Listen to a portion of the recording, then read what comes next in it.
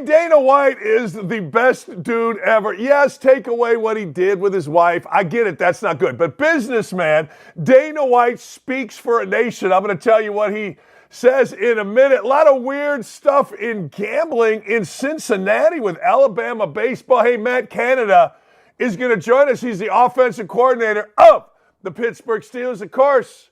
Bobby Burack, America's conscience. Can't wait to talk about the Ivy Leagues. I got a lot for you. Keep it right here. Don't at me. Starts when? Right now.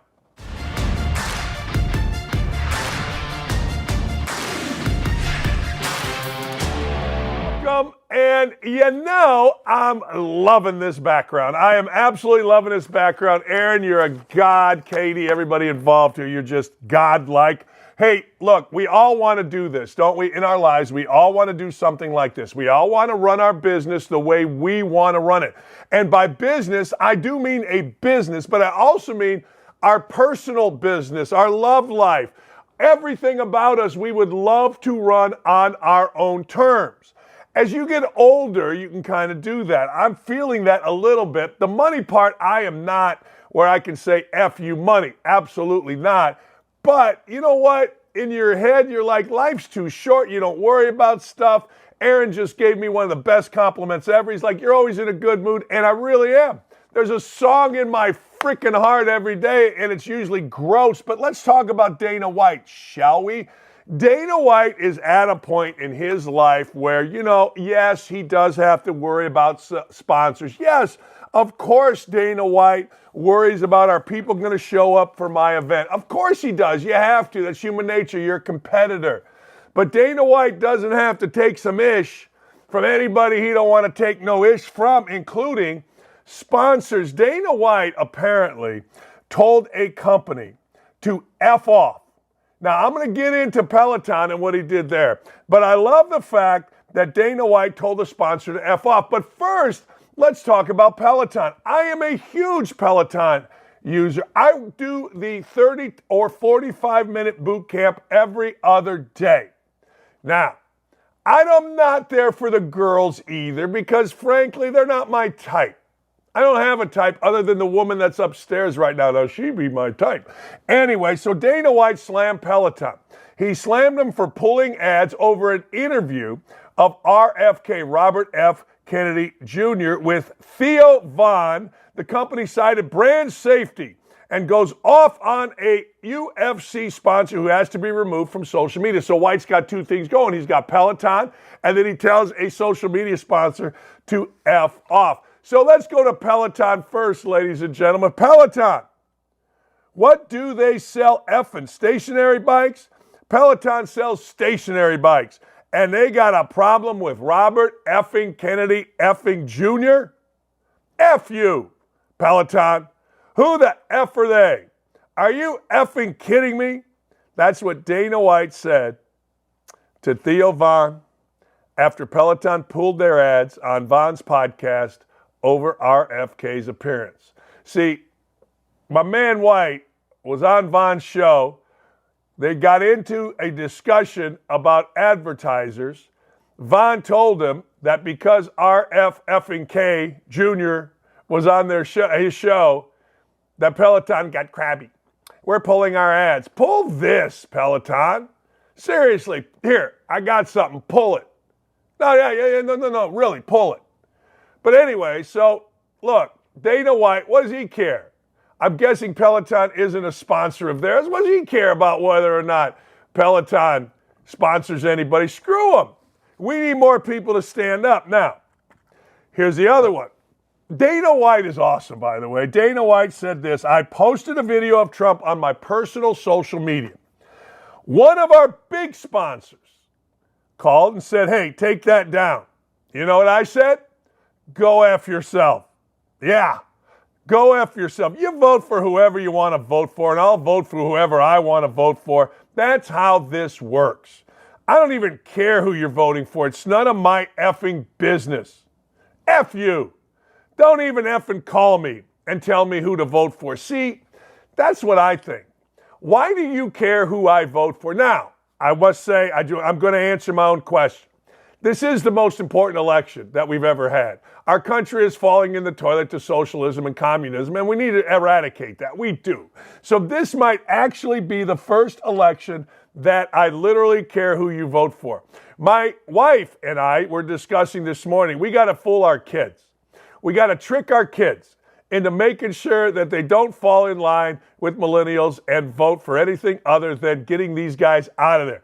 And if you're not smart enough to trick your kids, or as a coach, if you're not smart enough to trick your players, you shouldn't be coaching. And I'm sure it's the same thing in business. Look, if you're not smart enough to trick your employees into doing what you want, then you ain't smart enough to run the business. But I know if you watch this show, you're smart enough to run the business. I do think this. I do, for the first time in my life, kind of care who people vote for. The NBA can put out those things that say go vote, and I agree. Go vote Republican. Go vote conservative. Go vote against. Go vote none of the above like Brewster's Millions. Do that. But for the love of all things holy, we cannot keep these idiots in office. I mean, just look at our country. But anyway, I get Dana White's point. Dana White's point is, look, I'm running a business. Donald Trump, who might be the most recognizable man in the world right now, comes to my event. Tucker Carlson, who is probably the most influential political figure in the world right now, comes to my event.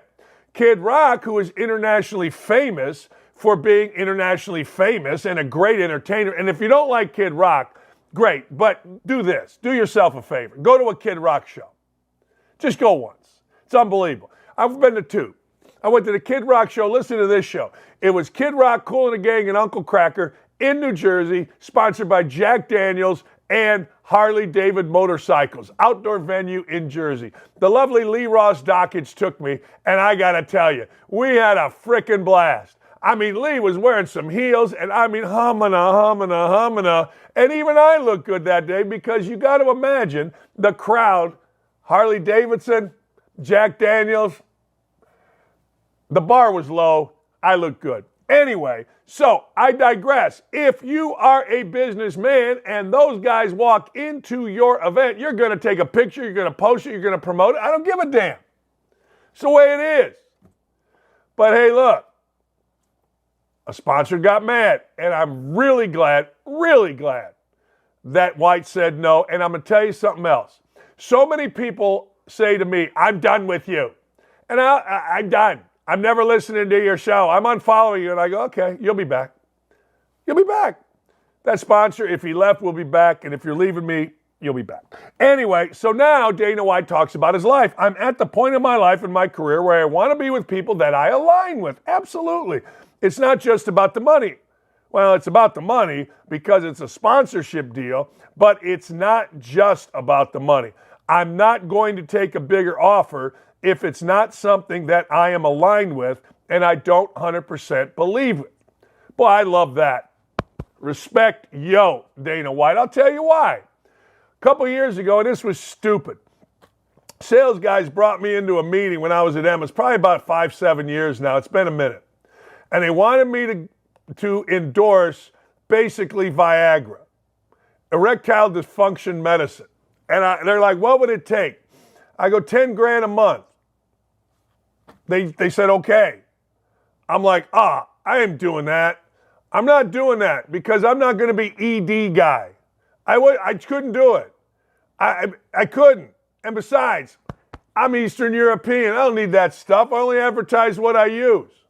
But I'm with you, Dana White. I'm absolutely with you. Good for Dana White. Long live the UFC. But get out there and vote, honest to God, even if you don't like me. Even you're on this and you don't like me and you're a staunch Democrat, just pay attention to what's going on in the world. Tell your friends you're still going to vote Democratic, but get in that booth and vote Republican. Get these guys out of here, for the love of God. All right. Ohio casinos. There's some weird stuff. Now, you got to understand central and southern Indiana. Northern Indiana, we're these dem and dozers. Hey, man, how you doing? Everything good? Where you at? What are you doing? That's how we talk. I never knew I had an accent until I left Northwest Indiana, Gary, Maryville, Chicagoland area. Let's call it Chicagoland area. And it went down to Bloomington, Indiana, where, hey, Danny, how the hell you doing, man? Hey, Danny, Bobby going to kill you. That Bobby, now he mean some bitch. He going to get you. Okay, all right, I get it. And then you go even south of that down to the river, and you got the river rats of Cincinnati, northern Kentucky, southern Indiana. It's chaos down there. You ever see the movie Deliverance? Let me put it to you this way. Don't go rafting in them parts. You know, I got all in trouble, I guess, for talking about Austin, Indiana and Scottsburg, Indiana as meth capitals. Well, look it up. Look it up. I think Austin, Indiana was like voted, it's right next to Scottsburg, the worst town in America for meth. I don't know. It's just crazy. There's a lot of dudes down there that do crazy stuff. Why am I bringing this up? Because now, ladies and gentlemen, we got a problem with gambling. Ohio casinos are banning baseball coach, former baseball coach, Brad Bohannon of Alabama. You remember this one? I'm going to walk you through it. Listen to this. I'm going to go through the whole thing. But you'll remember this. The baseball coach at Alabama made a big bet and switched starting pitchers. As the baseball coach, here it is, Ohio Casino Control Commission, the OCCC. The executive director, a guy named Matt Schuler, said during a public meeting that Indiana businessman Burt Neff Jr., now I don't know Burt Neff Jr., but I got my spies out. I guarantee I can picture his face. I can see him right. I don't know him. I've never seen him, but these Southern Indiana, I call them penny millionaires, these dudes all look the same. They talk the same, they walk the same, they crap the same, they wipe the same, everything's the same. So I'm looking up Burt Neff Jr. solicited and received non-public information from Bohannon on April 28 for the purpose of placing a sports wager and shared the information with one or more individuals. Basically what they're saying is this guy Bohannon, who was the head baseball coach at Alabama Slamma, told this guy Neff, hey, look, I'm changing pitchers. We're going to get our ass beat. Bet against us. So Neff placed one wager and attempted to place another on the Alabama LSU baseball game April 28th with the BetMGM Sportsbook at the Great American Ballpark. That's what Schuler said. All right, here you go. Now, Neff, I got to look him up. I'm telling you, I know him. Neff placed a parlay bet, which means two bets, you win a bigger prize, more legs, more money. All right, he placed a parlay bet that included LSU beating Alabama and also attempted to place a large straight bet, listen for it, upwards of $100,000 on the game. That's according to media reports. On the Tigers to beat the Crimson Tide, which, oh, by the way, drew the suspicion of gaming officials. I mean, when all of a sudden some slappy comes into a casino and goes, hey, I'm going to drop 100 large on LSU, who would not have been the favorite unless there was some suspicious activity. You know what happens? The gaming commission goes to the chin. What's going on around here? Something nefarious is happening. I got to go to the chin. I'm not sure I like what I'm hearing here. Something's afoot. And you know what? They're always right. You know, Slappy Johnny Neff Jr. doesn't just walk into a casino, swim across the river, get the Great American Ballpark, and place a $100 bet, right? Video surveillance at the sportsbook, they revealed that Neff was communicating with Bohannon while placing the bet. Well, how do they know that? Well, simple.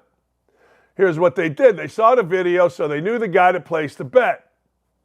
The federales got Bohannon the coach's phone records, saw who he was talking to at the time, traced the number to Mr. Neff. So now we got a situation, right? We got a situation. ESPN previously reported Alabama then fired Bohannon for, among other things, violating the standards, duties, and responsibilities expected of university employees. Yeah, I would think. I mean, look, people are dumb. They really are. If you're going to bet, let me give you a piece of advice. Do this professionally. Do this like our man Billy Walters would do it, will you please? Here's what you do. You lay off your $100,000 a number of different places. Maybe as many as 20 different places. $5,000 here, $5,000 there, and even that is going to raise the suspicion of gambling regulators. Here's what you got. You got all these different companies. This is how it works. So you got, PointsBet, BetRivers, all these different things, all right? DraftKings, MGM, all these. Okay, they're right here.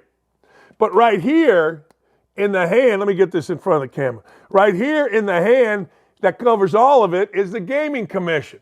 So all of this information goes to the Gaming Commission. So if you think even putting $1,000 in 100 different places might raise the ire of the Gaming Commission. So be smart, people.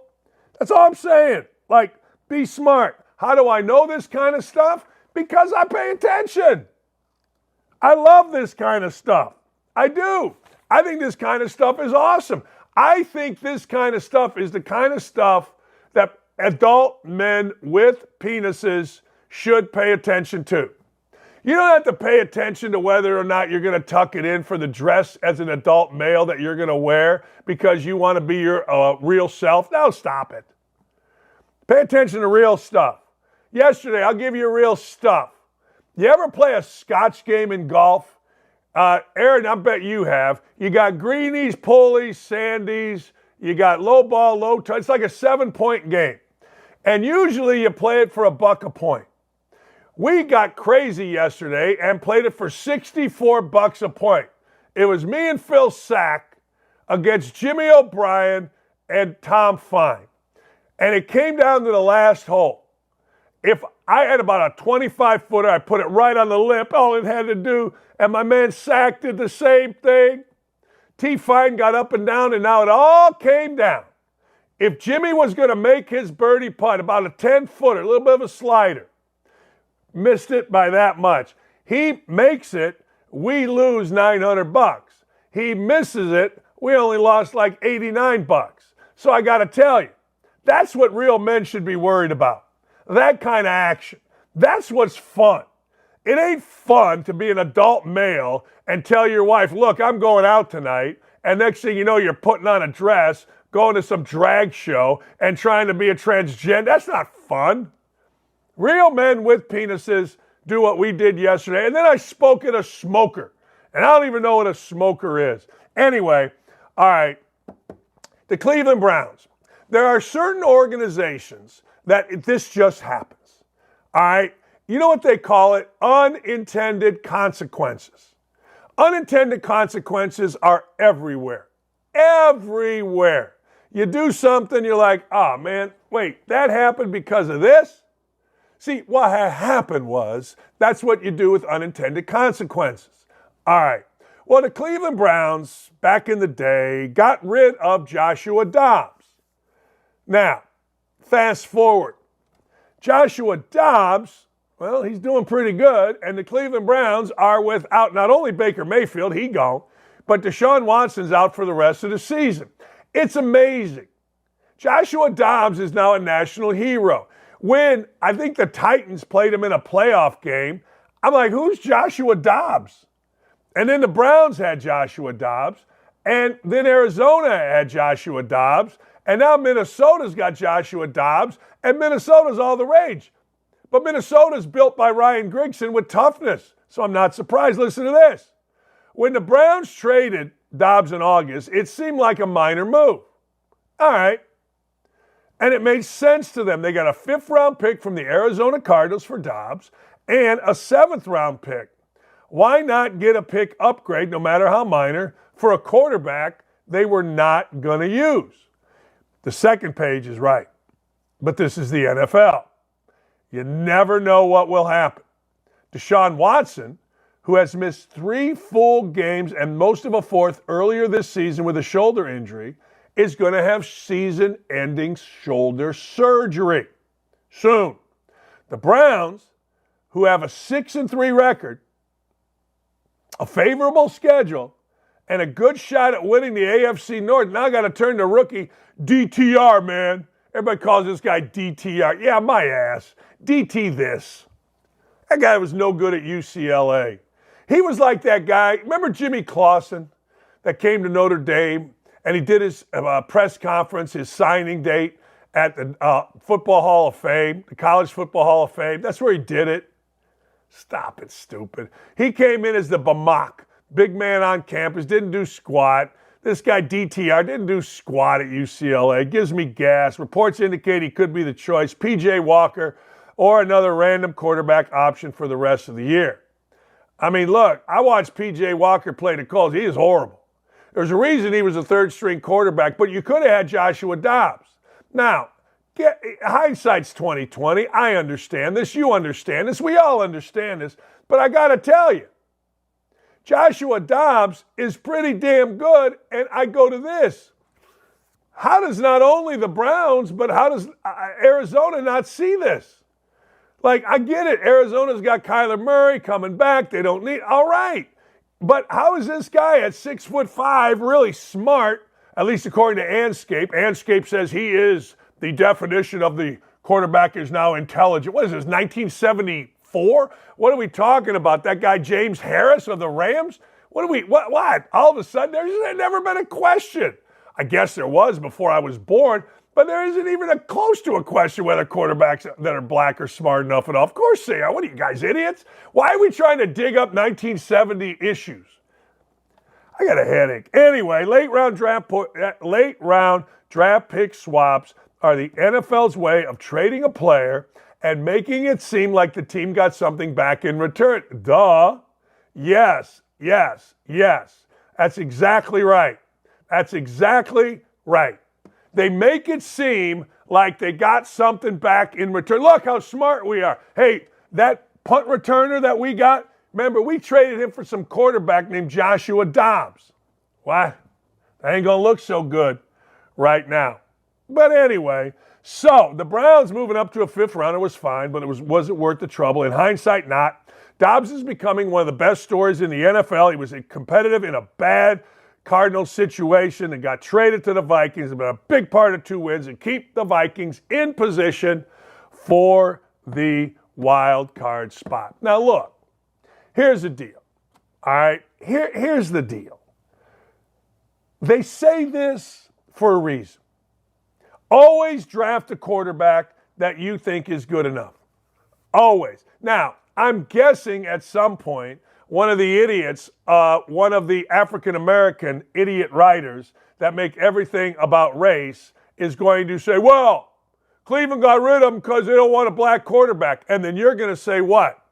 Well, they got Deshaun Watson and P.J. Walker. That's how stupid these guys' arguments are. That's all they got.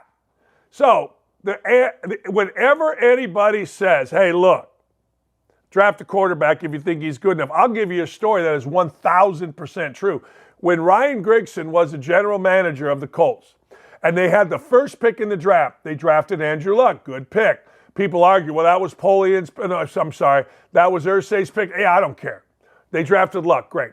In the third round, they were getting ready to draft Russell Wilson, even though they had Andrew Luck. Guess what? Seahawks got him first. Ryan Grigson should be a general manager somewhere. Ryan Grigson's brilliant, and wherever Ryan Grigson goes, it develops a culture of toughness, and whenever he leaves, it leaves. Right now, the Browns have a culture of toughness because Grigson just left a year ago. Now, the Vikings, we're seeing what's happening. Toughness matters. Quarterbacks matter. They just do. Don't at me about it, people. They just do. By the way, did I tell you we got America's Conscious, Bobby Burack, coming up at 9:40 to talk about what's going on at the Ivy Leagues. All right, next story. Next, James Harden. James Harden is never going to say, you know what? I'm hard to play with. You know what? I've gone through my entire career. I've been the focal point of every offense except when I was a rookie with Durant and with Westbrook in OKC. But I've been the focal point, really, of every team I've been on, even when that team included Joel Embiid, even when it included Embiid. And I haven't won squat. And the reason I haven't won squat, frankly, is because I'm very difficult to play with. I'm egotistical. I'm insecure. I'm soft as hell. Couldn't be softer. I don't play defense.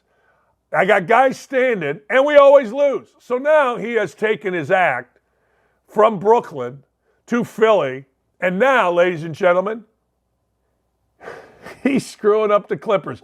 And the reason I laugh is because doesn't it always feel like the Clippers are screwed up? I mean, I'm going back in the day. They had every big-name malcontent and miscreant from college, Darius Miles, Corey Maggette, all these clowns put together in a pile and thought they were going to win, and they never do. They always screw it up. So now it's JHT, James Harden time to screw it up. These guys are dumb enough to take Paul George and think Paul George was going to win anything for you. Now, young and upcoming Paul George, possibly. PG-13 Paul George, playoff P Paul George, he ain't winning nothing. Zip, zilch, nada. He's going to choke in big games, but now here comes James Harden. So James Harden is now saying, hey, look, I kept reiterating, I didn't have a training camp or a preseason. So kind of learning on the fly. Also, getting myself into James Harden shape. Let me ask you a question. Great player. Not talking about good player. Great player. Isaiah, Bird, Magic, Michael, LeBron, KD. I don't even know if KD is a great player. He can shoot the ball. Steph. You ever hear these guys talk about having to get in shape? Did you ever hear anything out of LeBron James? Let's just take LeBron. Whether you like LeBron or you dislike LeBron, that's fine. But let me go deeper with this. You ever hear ever LeBron James saying, I've got to get into LeBron James shape? Of course not. Why? Because great players, particularly NBA great players, are always in shape. They're always working. They're always adding to their game. Magic Johnson couldn't shoot. He became a deadly three-point shooter. He developed a hook shot. Michael Jordan got on the block. Michael Jordan, everybody said couldn't shoot in college. They were crazy. Michael Jordan then became a great shooter, particularly a mid-range shooter, got on the block and went to work like a power forward. How do you think Kareem Abdul-Jabbar scored points? The best hook shot in the history of basketball. Isaiah Thomas developed more dribble moves than anybody in the history of basketball, and he had to keep adding to them. He had to work on his left. He had to work on his right. He had to make a fake go there. He had to because Team Scout. What's this fat club going, ridiculous pass of a human being doing? I got to get in James Harden shape. James Harden's shape is two bonbons short of being obese. That's what James Harden's shape is the sheen. There's a sheen that you get when you drink too much and you try to be an athlete. You see it in older guys. You see it in older guys that work out a lot, but they wear, wife beater T-shirts, that kind of thing. They look okay, but there's just a covering on them. There's just like an extra layer of skin that isn't there for the truly ripped guys. You never see an extra layer of skin on LeBron or Steph. They're always in shape. I'll give Pat McAfee credit. He could have the old man he's getting more ripped and ripped each day as he wears his tank top. I'm just saying. Now, I'll give Harden credit right here. His arms look good, but look at that belly. He's got back fat. James Harden's shape is back fat. Dan Dakich's shape is back fat, neck fat, head fat. If I squeeze this head, you watch. God, I look much better. My head's up. Now I drop it and the whole face drops. I'm going to get a head tuck. Get something in here, pull it up. My eyes feel lighter. Let me see. Yeah, I look good. That's what I'm going to do. I'm going to look like Tom Fine. But I can't go with the beard. He can pull it off. I can't. Anyway, tonight was definitely another step in the right direction. And we just keep improving. After the Clippers lost their sixth straight after trading for him. Now look, I got to assume that the Clippers are at some point going to be good. I will always give the benefit of the doubt to Kawhi Leonard, I suppose, except he's become a little diva too. You can't say that, Dakich. Shut up. Yes, I can. This, I understand. This, I got to ask you. Rob Gronkowski's making a good point. He's like, hey, I don't understand. I don't get why Bill's wide receiver, Stefon Diggs, has a problem. He's right. Diggs, you're paid. What's the worry? There's been smoke. There's been fire. And I don't think he's going to be there after this year. Well, I got to tell you, not only did Gronk say you've been paid, but he said you're the wide receiver one on a championship level team. Now, you got to understand, the idiot wide receiver can't wait to screw up his team for his own statistics and do what? Say what? Wait for it. Man, I'm just competitive. Yeah, okay. Are you really competitive or are you selfish? Now, there's a big difference between being competitive and being selfish. Next time you make the excuse for your kid, well, Johnny here, I know he's an idiot with all his teammates, but you know what, man? Johnny, he just wants to win. Really? Then why be an idiot with your teammates? Sure, tell your teammates they need to be better. Sure, hold your teammates accountable. But we always move to the dumb-ass wide receiver portion of every game. It's usually middle end, meaning it's usually right around the end of the game. The idiot wide receiver doesn't get the ball, so like a 12-year-old, he's got to go throw a temper tantrum, and the guys in the booth are too scared. If you're white and it's a black receiver, you're too scared to call him out. You just are. They are. I wouldn't be. I'd be like, why is he acting like an idiot? Again, we judge people by the content of their character, not the color of their skin, and we may be the only ones that are doing it. Everybody else, you watch media, man, I don't know if I can say that. My boys asked me yesterday, how do you get away with saying what you say? I said, because I'm on OutKick. We value the truth. But anyway, Gronk is right. You think about what Stefon Diggs is doing. There is nobody in America that can tell me that Stefon Diggs is not hurting his team. I know we're all supposed to blame Josh Allen. I know the African-American hosts on ESPN are always talking about, and they're using their little coded language, which ain't that coded and it ain't that smart. Why don't we talk about Josh Allen the way we talk about Dak Prescott, vice versa? Okay. I should put the hands here because it's a smaller body. Okay.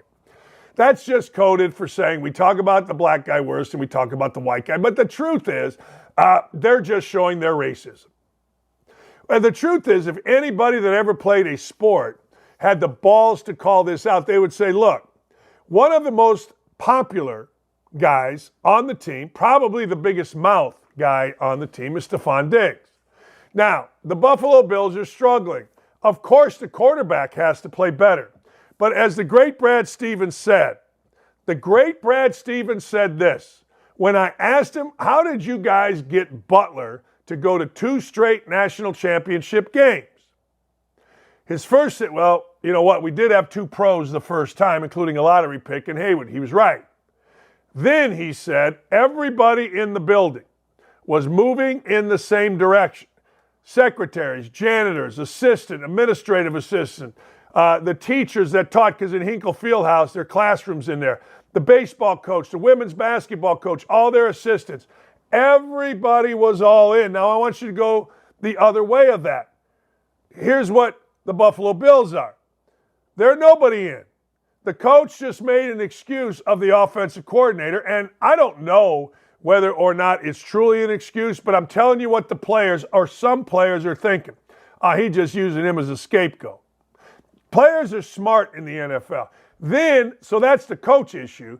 And then you've got one of the 2 most high-profile people on your team acting, well, he's subversive. He's being subversive to the good of the team. He's being a jackass is what he's being. And there will be guys that'll say, I'm with Diggs. And there will be guys that say, Diggs continues to be an ass and I want out of here. And they may not even say it. They may just think it. But this is how locker rooms go. This is what happens inside of a locker room. You're not going to get this on ESPN. There's no way. Those guys are afraid to say it because they're too racially motivated. I don't care about race. I don't care about position. I don't care about comparing who's with who. The thing I would say about Dak Prescott, I want you to think about this. Other than CeeDee Lamb saying he's the best wide receiver in the sport, that's great. I don't care. That's fine. That's part of the shtick of an NFL. But do you really hear anybody, anytime, anywhere, acting like a complete idiot? Do you? I don't think you do. I don't. I don't think we do. Maybe we do, But if we do, it ain't me, and it ain't you. But here's look, that's what Diggs is doing. So when you look at the 5-5 Buffalo Bills, and everybody's telling you, well, it's racially motivated, that Josh Allen doesn't catch the same hell that Dak Prescott does, understand it's very racially motivated, very, very, very racially motivated, that none of these guys, or maybe they're just stupid. Maybe Ryan Clark and the big fat guy, Swagoo, and all these guys, maybe they're just stupid. I would go with both. But it's racially motivated that they can't call out Stefon Diggs for destroying a team, period. Now, you can argue with me all you like, but then you just show yourself to not knowing your ass from third base. And do yourself a favor. Know your ass from third base, will you please? Just know your ass from third base and don't at me about it. Ladies and gentlemen, we're going to have Bobby Burack on. Bobby is America's conscience. Bobby doesn't see things in color. He doesn't see things based on race. He sees things based on what's right and what's wrong. Hey, Matt Canada, the offensive coordinator of the Pittsburgh Steelers, is going to join me as well. Now, a lot of people are on Matt Canada's ass. All I know is they're like 19-5 in their last 24 games. I mean, what are you talking about? We have a friend. He has a friend, Bobby Smith, and we need to raise money. And I'm going to give you, I just sent it to Aaron and Dylan, so you guys will have it, Nick and Nick too. You guys will all have the link for the fund to. Bobby Smith was according to Matt, a great dude. Coached kids, horrible disease. He just passed away. He had adopted 2 African-American little boys. Bobby's a white dude, his wife's a white lady. They died, 2 African-American boys, and frankly, insurance wouldn't cover Bobby's illness. It just wouldn't. So these folks need our help. They need a ton of help. It's a Bobby Smith Memorial Fund on GoFundMe, and we are going to talk about it. My bosses are nervous because more of you will ask me to do things like that. No, I'm good at saying no. No, I'm really good at saying no. I am. I'll tell you no. No, I'm doing this. I'm doing this. We'll figure it out later. You know what I'm saying. We'll figure it out later. Hey, right here, baby. See this? This is the lawnmower. This I haven't charged yet. But this bad boy on Manscaped is going to get it done for you. Do yourself a favor. Go to manscaped.com. Let me go through the entire ad for you, shall I? Look, you go to Don't At Me, go to manscaped.com. You go to Don't At Me. You hear me? You go to Don't At Me. You use the code, and you get 20% off. Now, you get free shipping. You ready for it? It's just in time for the holidays. Here's the deal. Manscaped, Don't At Me, 2023, ladies and gentlemen. I am thankful on Thanksgiving for the Lawnmower 5.0, the Ultra, and so's Lee. Are you ready to spice up your Thanksgiving as we dive headfirst into the mountains of mashed potatoes, cranberry sauce? Let's talk about the unsung hero of the holidays, the Manscaped Lawnmower 5.0 Ultra. And it comes with some clip-on things that give you the chance to really groom it nice. I'm thinking about putting a little heart down there. Here's the deal. The Ultra, that's right. It's time to go cold turkey on your old razor. Take care of your old turkey leg. And believe me, that turkey leg needs some help. Visit the lawnmower with the Lawnmower 5.0 Ultra. All you got to do is visit manscaped.com. Use code Don't At Me, capital letters, 20% off, free shipping, and enjoy Thanksgiving in style with the Lawnmower 5.0 Ultra.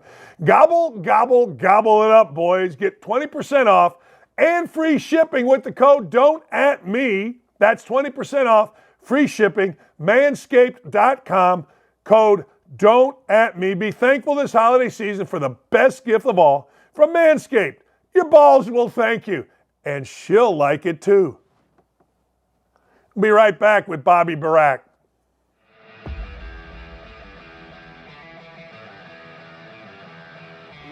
Welcome into OutKick the show. I am Clay Travis, your fearless leader. I am going to continue to argue that sports is one of the great unifying forces in all of American life. ESPN is a sinking ship. Democrats are now the party of the white, woke college graduate. We live in the land of participation trophies. You gotta lean into the turns. You really gotta lean into the turns. Very difficult to go back-to-back years in the NFL with the number 1 overall pick. Is it fair for people to be upset with Barbie? I've been out of LA long enough to have forgotten that libs, no matter how ridiculous the scenario, are gonna live. What have you seen firsthand of how this has affected you in the plant and your fellow employees? Under Joe Biden, the Taliban has retaken Afghanistan. Putin has invaded Ukraine. So if there was ever a time for freaking aliens to inhabit and conquer Earth, now would be that time.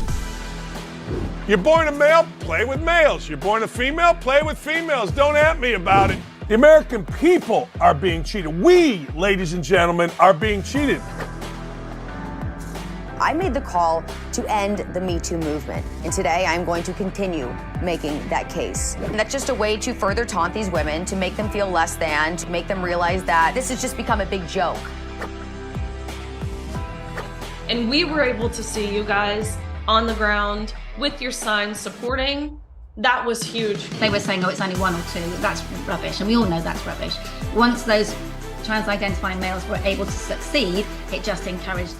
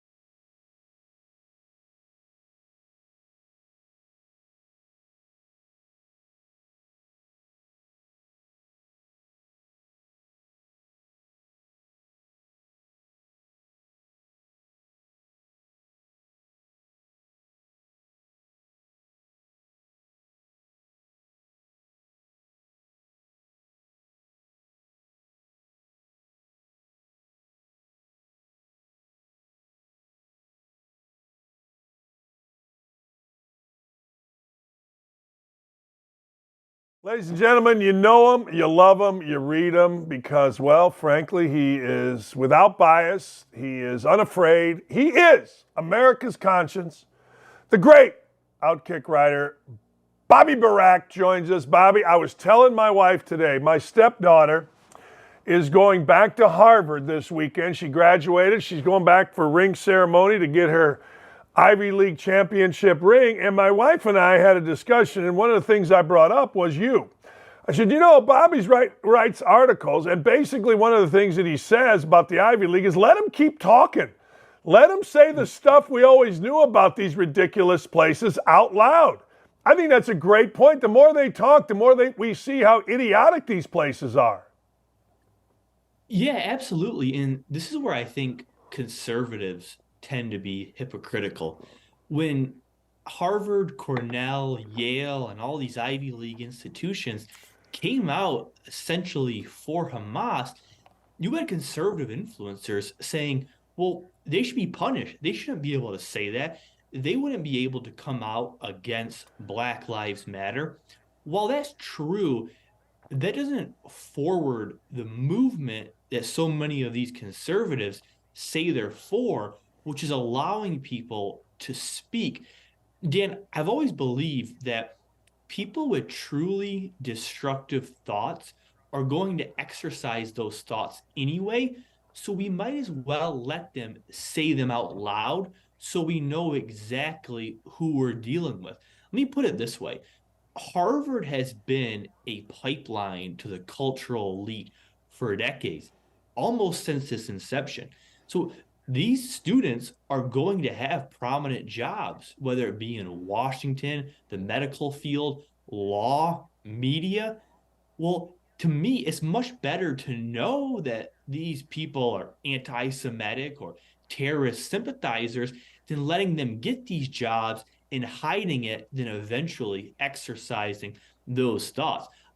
Last year, I made the same case when you had people on the left calling for Kanye West to no longer have his music on Spotify or Apple and to browbeat him into an apology. I made the same case. The answer to hate speech is more speech. You don't silence your enemy. You let your enemy speak, then you figure out who they are, and you try to combat it. I've been skeptical about higher education for a while, particularly the Ivy League, right? Thomas Sowell, the economic put it well when he said, the road to hell is paved by Ivy League degrees. Well, I've always believed that. People who I agree with have long believed that, but most of the country didn't believe that.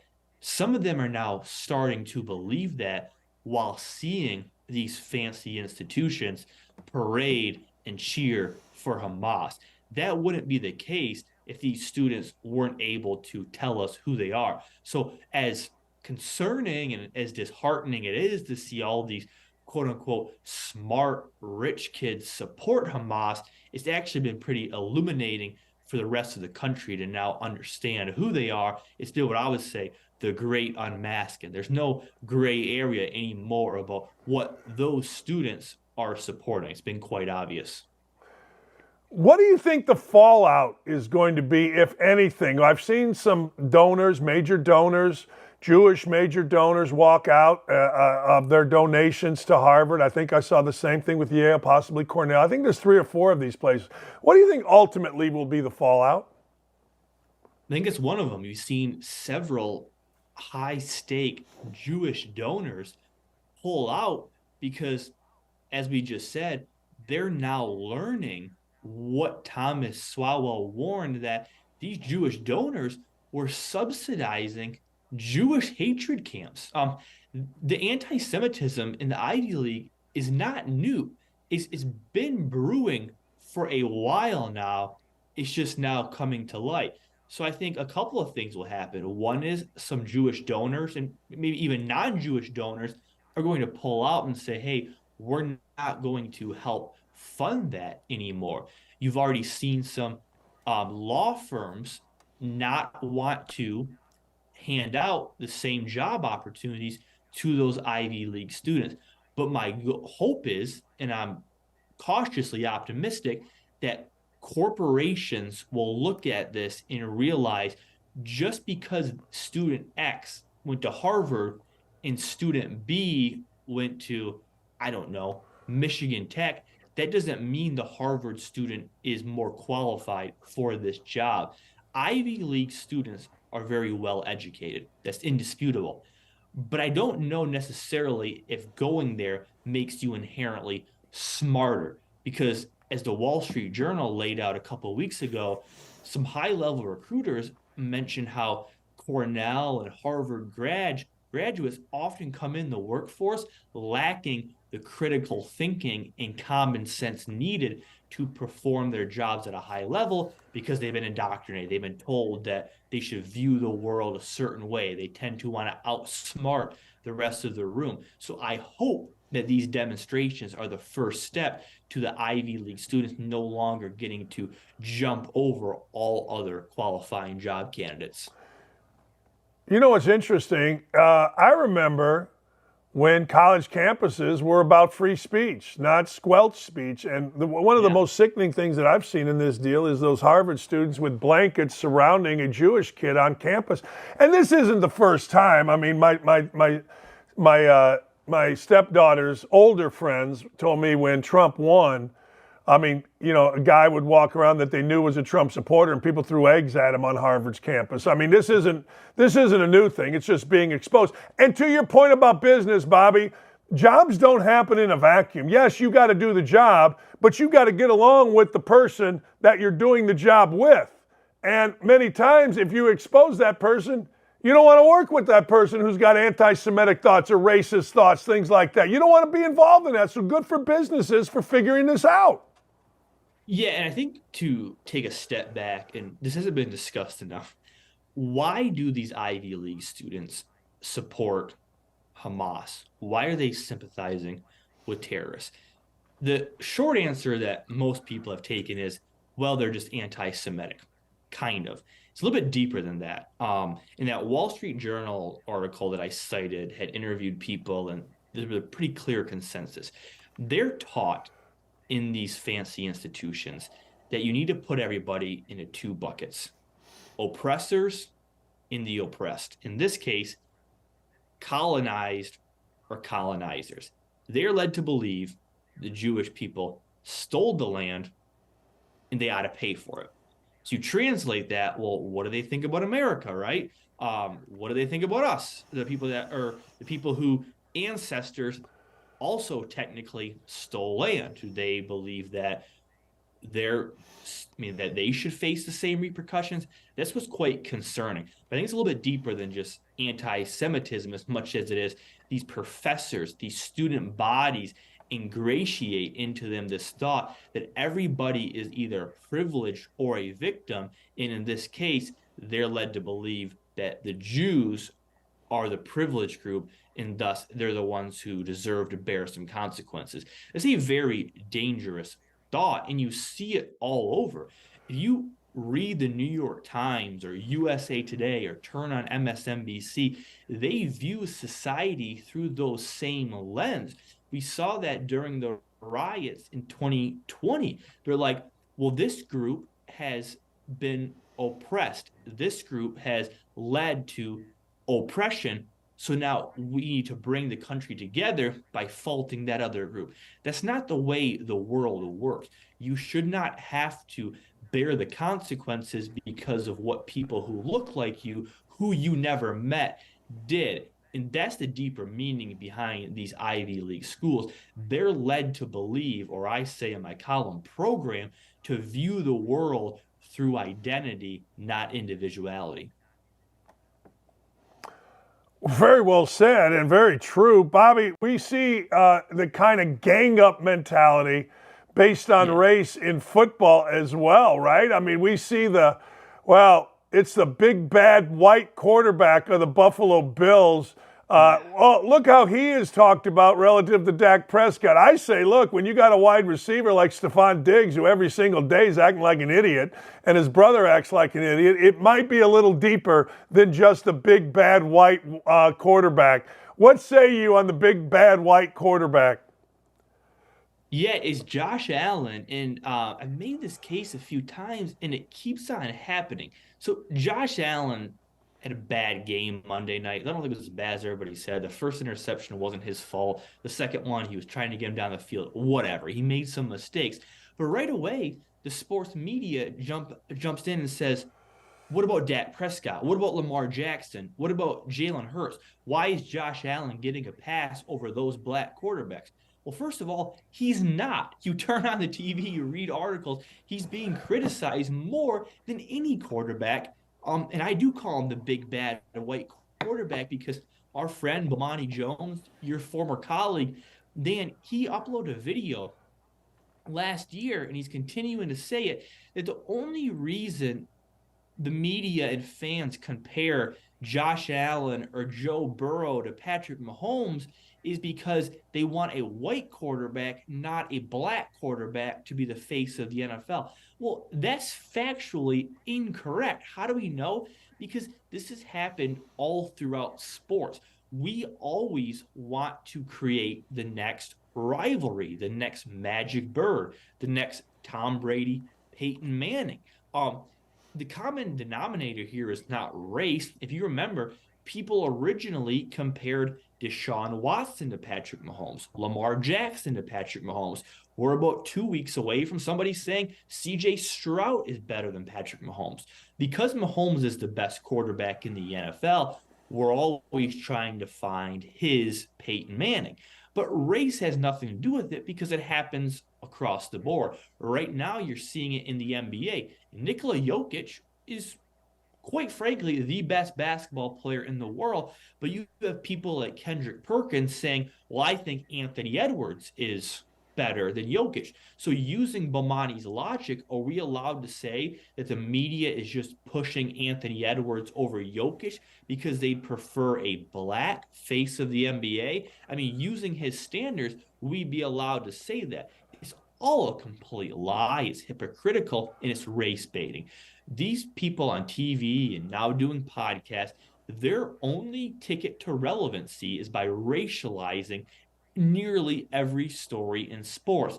And for whatever reason, they have culture warred Josh Allen. And it started on draft night 2018 when they dug up old tweets of him using the N-word when he was like 14 years old. They've never forgiven him, and that's why they cover him the way they do, which is at his height, when he has his best moments, they say, well, what about Lamar Jackson? During his bad moments, they say, well, what about Dak Prescott? Why are you criticizing Prescott but not Josh Allen?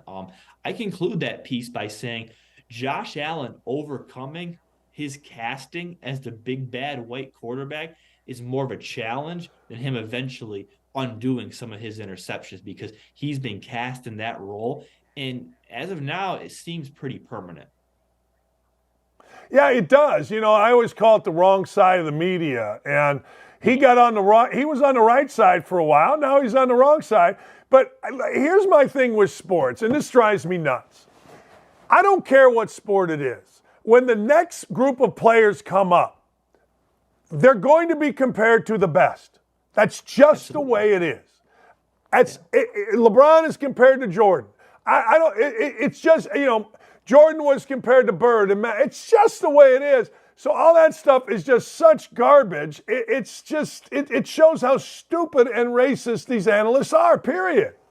Yeah, 100%. You're always compared to the person who had your role, which in LeBron's case was the best player in the NBA before you. But it just shows you how hypocritical it is. Why is it okay to compare Anthony Edwards to Jokic, but not okay to compare Josh Allen to Mahomes? And look, by the way, I think Mahomes is better than Josh Allen. But when those debates started was following that divisional round playoff game, and what was it, 2021, when Josh Allen went toe-to-toe with Patrick Mahomes. Yes, Mahomes has won another Super Bowl and MVP since, but at the time that debate originated, which is what Bomani cites, it was more than a fair comparison. Why? Because those were the two best quarterbacks in the NFL. But it's just such garbage. It happens in every sport. It's happening in boxing right now. Tyson Fury is the #1 heavyweight champion in the world. He's a white guy.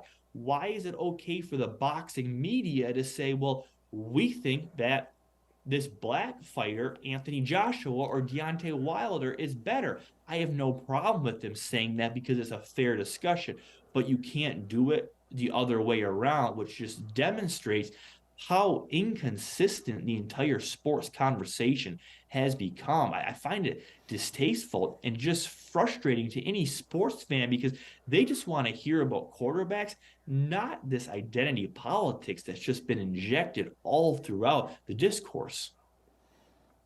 Oh, you're exactly right. Bobby, keep grinding, brother. You're awesome. You are America's conscience, my friend. Thanks for coming on. Hey, appreciate it, Dan. Talk soon.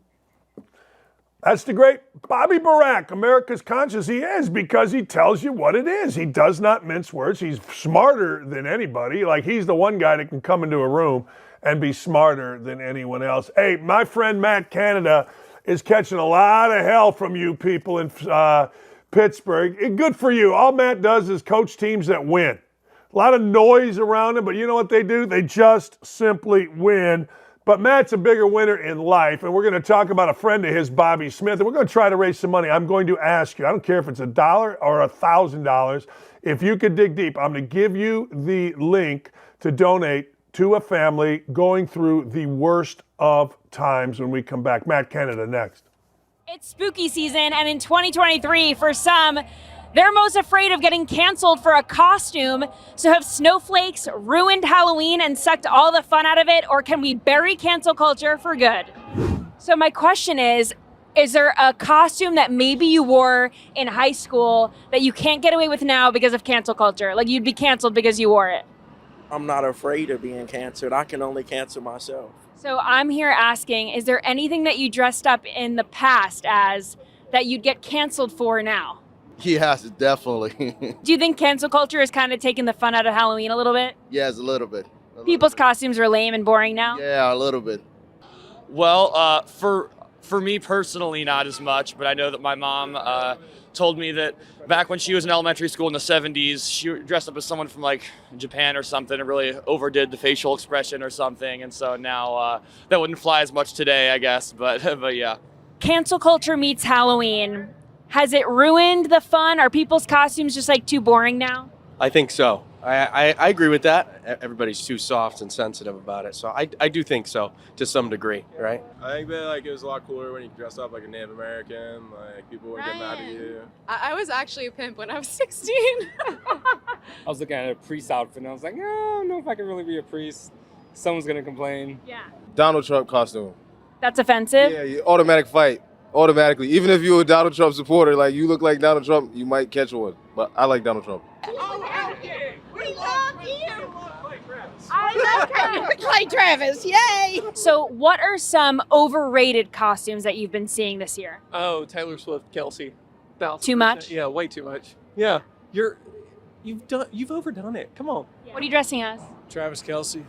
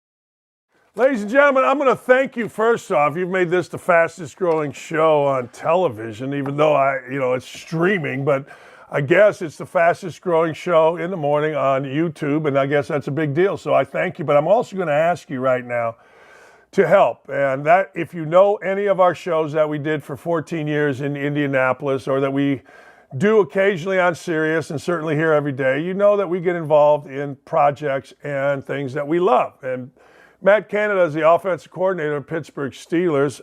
Matt was at Indiana when I was there. I think my ex-wife used to play bunco with Matt's wife. At least that's what she told me the other day when we were talking about this. But Matt joins us, and we're going to get into something I'm going to ask you to donate. But first, Matt Canada, how are you, brother? How are you? Doing great, Dan. Doing great. Life's really good, obviously. Tough deal here with Bobby and his family, but other than that, very, very fortunate, very blessed, and enjoying every day being a Pittsburgh Steeler. Yeah, man, 6-3, you're doing what you do. You're doing what you do as a coordinator. You win games. You're dealing with, a second-year quarterback, and next thing you know, you're winning. Hey, how do you block out the noise? Because there's always noise when you're involved with the Steelers. How do you block out the noise and just do your job every day? Is that difficult for you? Obviously, it's, you're a coach. A lot of people can't relate. You can relate. You sit in a chair, the same chair, just a different sport, as we know. So it's part of it. We're in the entertainment business. Mike T says that the best, and we're fortunate to get to do what we do. A lot of people play fantasy football and do a lot of different things, and I'm one of those guys that's been unbelievably fortunate to get to call plays, in the National Football League. So, and I work for the greatest organization in sports, and all we care about in Pittsburgh is winning. And we find ways to win, and our guys are doing that. We certainly want to play better every week. We want to score more points every week. We want to do all those things every week. Just like, again, I'll keep referencing back to you when you coached. If you won, there's always things we can do better. We're always fighting to do that. You mentioned as we grow, when young players, what have you. But bottom line is winning, and we're fortunate to be in a situation where the Rooney family cares about winning. Mike Tomlin cares about winning. That's what our players care about. So that's all we worry about. We got a tremendous challenge this week coming up, but we'll continue to focus on that, do what we can.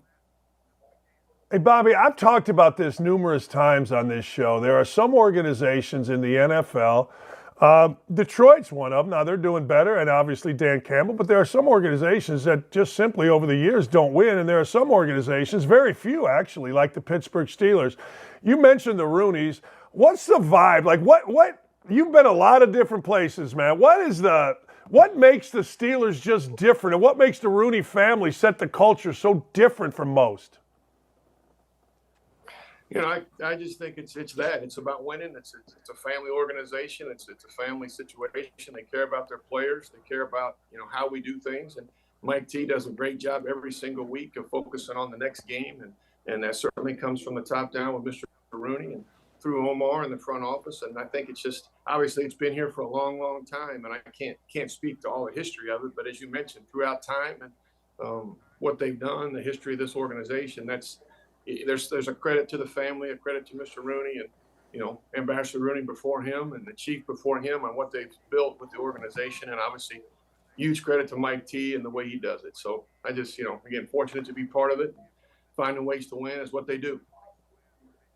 Man, it is amazing when you look. I mean, I go back 1,000 years. When I was a kid, the Steelers were actually in the same division as the Bears, and they were awful. Now Chuck Noll comes in.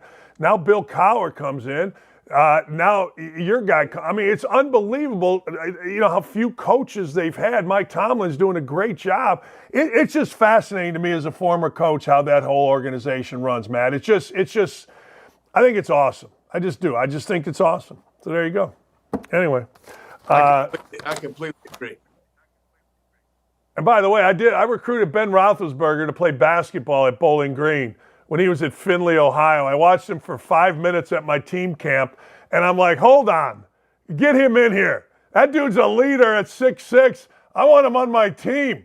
But, it is what it is. I think he's done pretty good. Hey, Bobby Smith is a guy that I want everybody to know who he is, Matt. I want people to walk away from our conversation, and we're going to put the link up. But I want you to talk about your friend Bobby Smith, the importance, the kind of guy he was, and what his family, frankly, had to go through with him ultimately passing, but also what they continue to go through, Matt.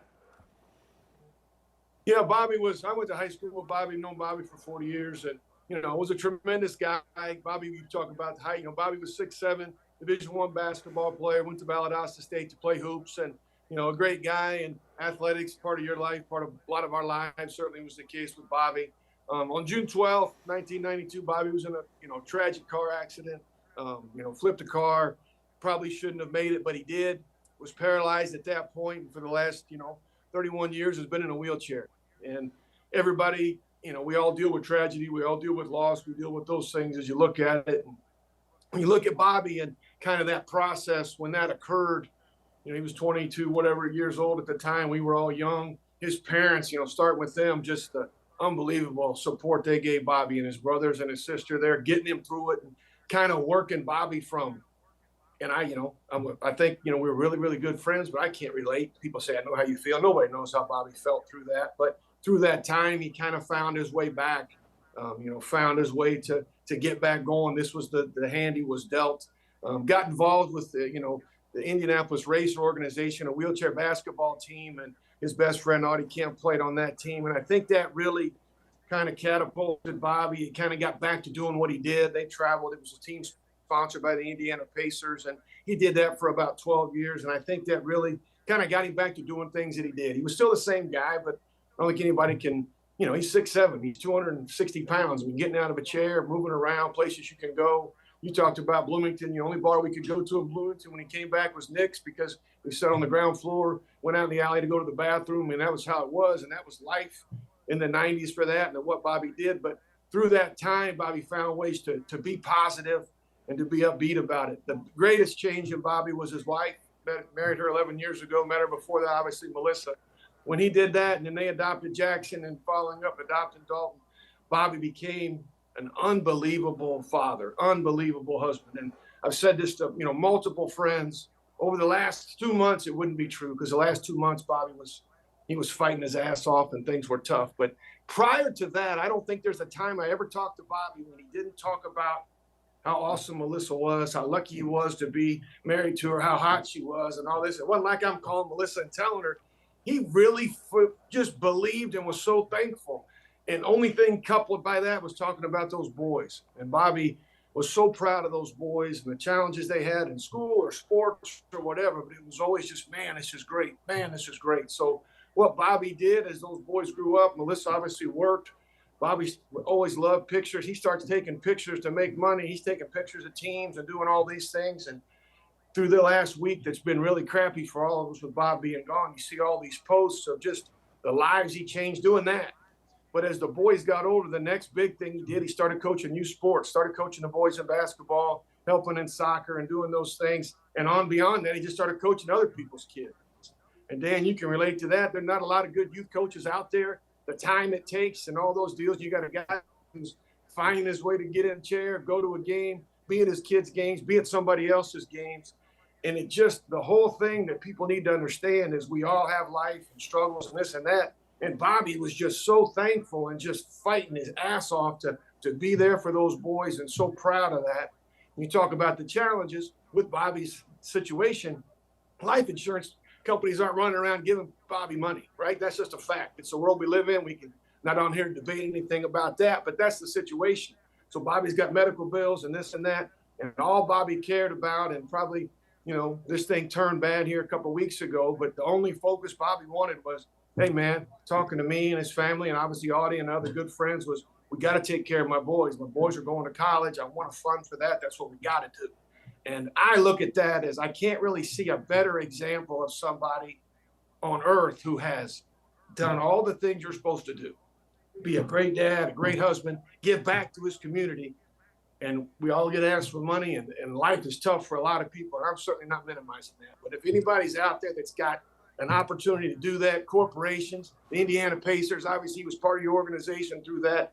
Any help we can get to Melissa and these boys, I think is really, really deserved, and would let there be a little bit of peace for us and for Bobby. And I think that's my request. That's why I'm here today. And I'm kind of the speaker of the group. But there's Melissa, his mom and dad, his brothers, his sister, and obviously the boys. We're all circle up and just ask for help for Bobby, because it's just been a blessing to watch how he lived his life. And I'm sorry for those who didn't get to meet him, but as you see it from up in the northern part of Indianapolis, the Carmel area, they lived in Carmel, or they still live in Carmel. And you just see all these people posted. He coached my son. He did this. He did that. It's like, man, he was doing all that. And I know, and his family knows more than I do. He was fighting every day to get up and go do it. And he fought as hard as he could. And the infection finally won, but he gave it a hell of a run.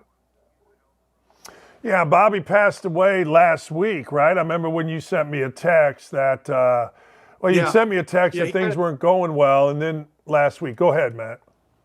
Yeah, he passed. So he was in and out of the hospital all summer. He had an infection, and we kind of thought we had it beat for a little bit and had some more time. And then it just, obviously with the situation, it got into a bone and wasn't able to beat it. So last week it turned a little bit. Then we did, and those over there got to see him and talk to him, and that was great, and kind of there. So I know we had a chance, kind of got this going with you, and can't thank you and your show and everybody involved for helping us with this. But then obviously it just kind of turned again and went pretty quick last Friday. But Bobby got to say what he needed to say to his family, to his boys, and we're all very fortunate that we got the time we did. We wanted more, but that's always the case. But yeah, he passed away last Friday.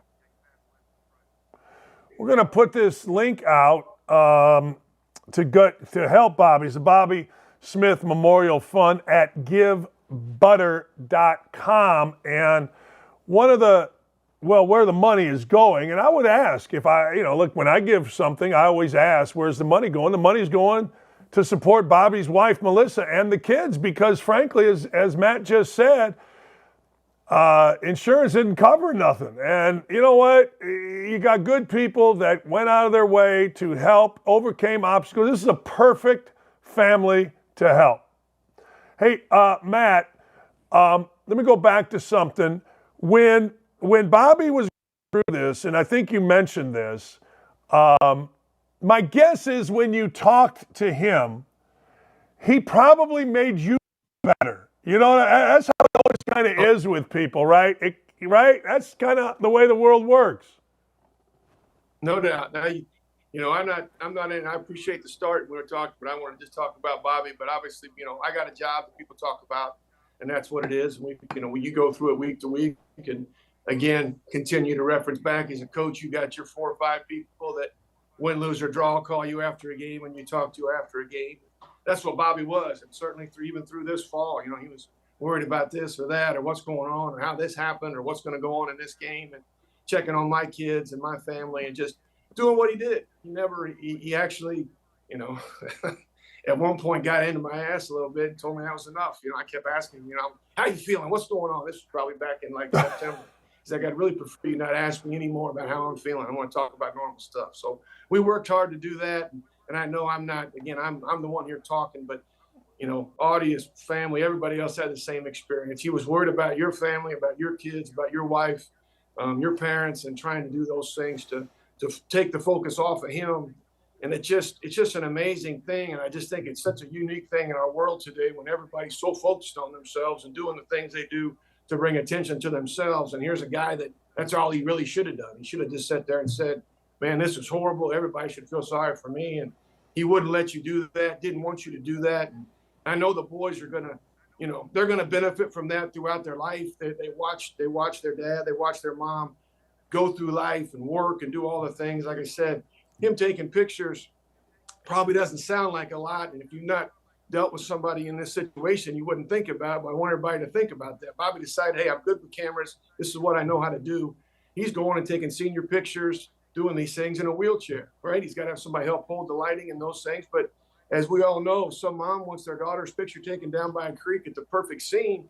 You got to find your way down there. And I just think his attitude of, I'm going to find a way to get it done. I'm going to find a way to do it. I know it's going to benefit the boys, but it's certainly a lesson for all of us and making the most of a situation and being upbeat, being positive. Matt, we're going to continue to pub this, man. I mean, this is something that we're going to monitor, we're going to talk about, we're going to push it. I've got to call into the Pacers to see what maybe they can do. But if you have a business out there and quite frankly, you're looking to help, here it is. I mean, I don't know that you can do anything better than to help a family that is in need after going through something as tragic as that. Matt, I appreciate your time, my friend. Good luck this weekend, man. Good luck every weekend. We're rooting like hell for the Steelers, brother. Thanks, Matt. We appreciate it. Appreciate all support, any help we can get from listening to the boys. We'd love to have. And what you said, Dan, is true. I can't think of a better situation or a better family to help than somebody who's given back so much and done everything he could. I really appreciate your time, Dan. Thanks a lot. Yeah. Thank you, Matt, and good luck to the Steelers. Look, he's right. Look, when you look at a guy that goes through this and he decides he's going to give back, that's his thing. Now, it's time for us to give back to his wife, Melissa, and their family. And there it is right there, Bobby Smith Memorial Fund at givebutter.com. And it's very simple. Hit the donate button, put in your card. If you got a business, let's put in some money.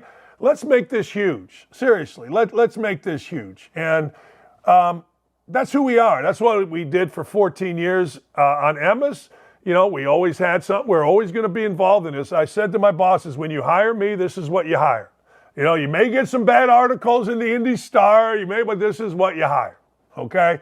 And I thank Matt Canada for bringing that to my attention, and I thank him for coming on. You know, his life is pretty full right now, but thanks to Matt for taking the time. All right, ladies and gentlemen, we got some emails from y'all, and we're going to read your emails from y'all because I like the interaction. We have the most loyal group of fans or people, or you know what, co-hosts, because I use you guys. How many times am I going to talk about Sack and freaking Tom Fine? I don't know. But anyway, let's go to some emails, baby. This is from John Petrelli.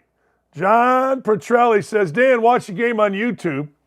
And how you guys won is amazing. Oh, you're talking about against North Carolina. North Carolina was loaded. You were praised by Billy Packer for a gritty performance. The box office doesn't tell the story. Did Knight tell you good job? Of course. Of course. Of course. My real comment, though, is when they show a player's picture, the guy is smiling or has a serious look. You had that Dakich sneer even as a 20-year-old. Great game, really. P.S. You're not bullshitting. Your vertical has to be 12 inches max. P.S. 2. You need to write a book titled Don't At Me, bestseller. I agree. I kind of agree. My thing with writing a book has always been this. I'm not a guy that rats people out. Angelo Pizzo, the writer of Hoosiers, told me I need a third act. Well, it might be the third act, doing the greatest show on YouTube after having the greatest show on radio, at least according to Barrett Sports Media. I don't know. That's kind of how I looked at it. Although I got this thing on my nose that I'm actually worried about, and I keep picking it. I don't know if it's precancerous or not. If anybody knows a dermatologist, send them my way. All right, Ellen Cashman. The Cashman, go to thecashmanwins.com and learn how to bet. The Cashman says, I'd fire Belichick as a GM, keep him as a head coach. He has not forgotten how to coach, but he's done a bad job building a team that does not have Tom Brady. He has no playmakers on offense, but has a decent defense. Seems he has not been good at finding offensive talent without Brady. Now, the one question that I have about this is there was a time when he went 13-3 with Matt Castle as the quarterback. I wonder, do people include that in the 81-59? I don't know. Because that's a hell of a record that you got to take off of with Brady and put it without Brady. But I'm with you, Cashy. I'm with you. Look, I don't know that Belichick would go with that. I don't know that Belichick at this point in his career would go with that. Now, Lombardi got fired with the Redskins, so I don't know. But, you know, I don't know if Belichick would, in his own organization, in fact, I do know he would not do it. There's no chance Bill Belichick within his own organization would demote me. Because Belichick walks around on the mount. He walks around as the king. Where's my hat? I got my king hat here somewhere.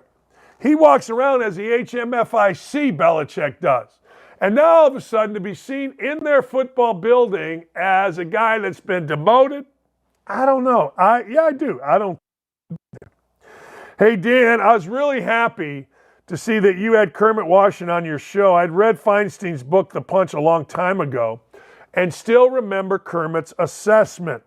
It's the most level-headed response I've ever seen to a chaotic situation. And not once does he ever bring up race. Everybody else did, John. Everybody did at the time, but he did not. He speaks about the era he played in and natural human reactions. Rudy didn't bring up race either. Media back then did, per usual, tried to drive the race narrative. It's refreshing to see people rise above and just be great humans. Boy, are you right about that. I mean, could you imagine now, like if a white dude hit a black dude in the same vein with the same intentions at the same time? Oh, my God. The big fat Wagyu and Ryan Clark and RG3 and all the other guys, racially motivated because that's all they got. Like Ryan Clark actually brags that he won an Emmy for being the best sports analyst. It's just like Sarah Spain questioning whether she was a diversity hire. Sarah Spain was like the, scores girl at WMVP, meaning she read the scores. The next thing you know, in the height of Me Too, she gets a job on ESPN radio. Are you kidding me?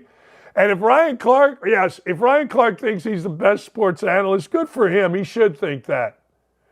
But all these guys, they know, because if they bring in race or they bring in victimhood, then you know what? What's the white media going to do? White media not doing nothing. White media is scared to death.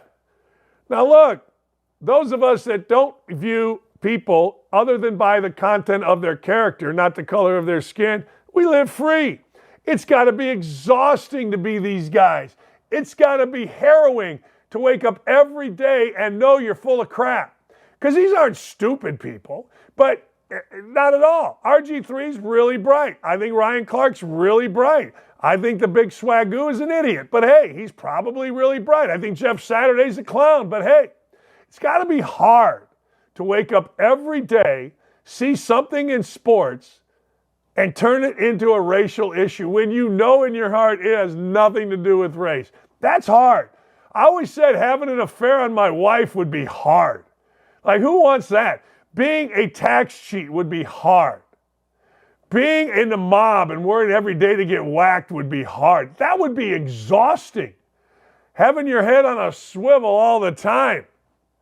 Is my wife going to catch me? Is the IRS going to catch me? Are the feds going to catch me? Like, damn. It'd be hard being Greg Doyle sneaking in and out of back rooms of married women's houses back in the day. At least he admitted it, but he lied about it. But he did admit one of them. Not all of them. Not even close. Anyway, I digress. When we come back, we got the damn awards. If anyone knows a good dermatologist, let me know. I got to see what this thing is on my schnoz. I keep picking it. Hey, by the way, we love Dana White. We ain't going to lie to you. We love Dana White. Dana White ripped Peloton because Peloton was mad about something Robert F. Kennedy said on a show.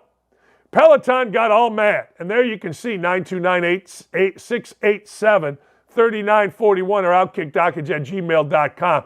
And Dana White told a major sponsor to F off. Now, to me, I admire that. I don't admire what Dana White and his wife did a few years back or a year back. I don't admire that. That was stupid. He paid a price. But I can separate stuff.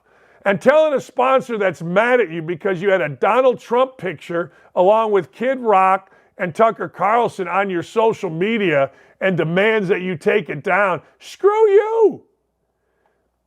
Screw yous. That's like ESPN telling all the white guys, hey, look, you can't do anything political. Right? That's what they did. Whitey, white guy, no political. Seth Greenberg, Dan Dakich, nothing political.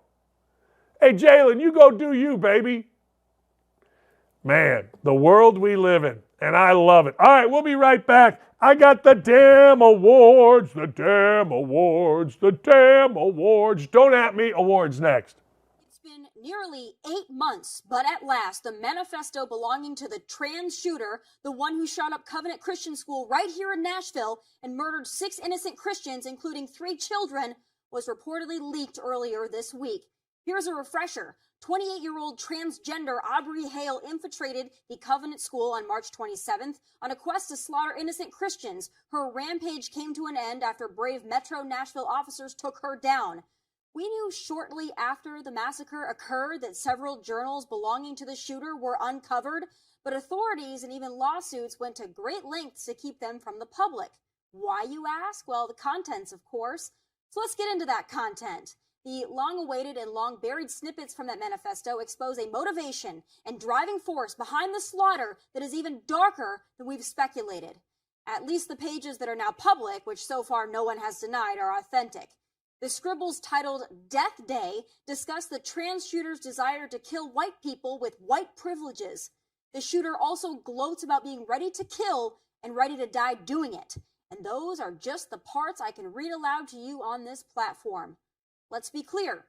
These writings were never released by the authorities, as is typical for other manifestos, for manifestos written by the more advantageous to the narrative perpetrators. These 3 pages were leaked by conservative pundit and host Steven Crowder. We don't know who gave him these pages, But you know what? Thank goodness he has them. It's BS that these writings have been hidden for this long. The public deserves to know what motivates hate. And guess what sure as hell appeared to have motivated this shooter? Racism, all right, against white people. And guess what? The desire to gun down white people is indeed racism and is indeed a hate crime. Just not the racism that fits the left's favorite narrative, which is why they don't want to talk about it.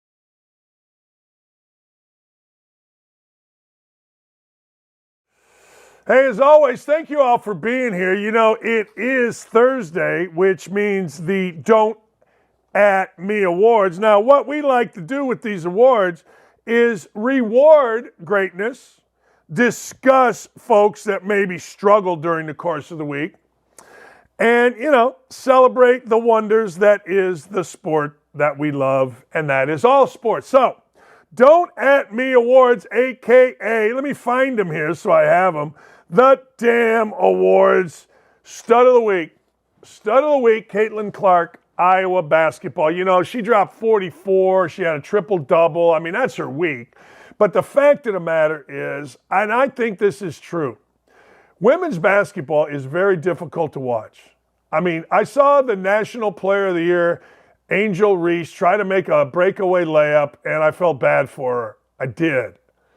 She's not the player of the year. Caitlin Clark is, and I'm sure that's racist, but she is. But I will say this about Caitlin Clark, and I think this is true. Very few people would I compare to Pete Maravich. Now, those of you that don't know who Pete Maravich is, look him up. Look at the ball handling, this, that. There is an unbelievable video series of Pete Maravich dribble moves that kids can work on. I used to show it every year at my basketball camps, and it was stunningly good, the things Pete Maravich could do, and I feel the same way. It may be the fact that she's long, lean, with dark hair that I feel her to be compared to Pete Maravich. I don't know. But I watch her play, and I'm like, you know what? It's the only female I've ever seen that I would compare to anybody any good. Like, we got this Aaliyah Boston here, and I love Aaliyah Boston because of her personality. She's like Shaq, man. No, she's not. It just means she has a big ass. I mean, come on. But the truth of the matter is this. This girl, Caitlin Clark, who's got 44 in a game, triple-double this week as college basketball started, she's a stud, and she's the stud of the week. Moron of the week, once again, ladies and gentlemen, goes to Draymond Green. Draymond Green got himself a sweet 5 freaking game suspension. And Draymond Green has now passed everybody in terms of total game suspensions. Now, I'm not counting a guy getting suspended for an entire year. I'm talking about in-season game suspension. Now, here's what you got to understand about Draymond Green. Draymond Green is a cheap shot artist. Draymond Green is dangerous to players in the NBA. Draymond Green is an out-of-control twit.